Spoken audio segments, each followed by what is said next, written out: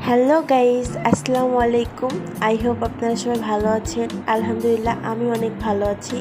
তো আগামীকাল আমরা গিয়েছিলাম রংপুর স্টেডিয়াম মাঠে। তো আমি প্রথমে তো যাইতে চাইছিলাম না। পরে প্রথমে আমার হাজব্যান্ড আমাকে নিয়ে যেতে চাইছিল না। পরে আমি একটা আপুকে বললাম, ওকে টেক্সট করলাম, বললাম যে আপু দেখো না, আমাকে নিয়ে যেতে চাচ্ছে না, তুমি একটু বলো, ওকে রাজি করো। পরে সে তাকে টেক্সট করছে, করার পরে রাজি করাইছে।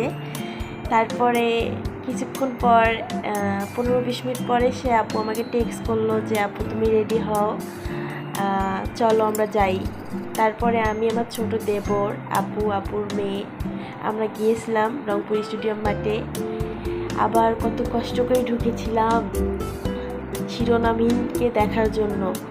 পরে অনেক এনজয় করলাম, অনেক আপুরা ছিল,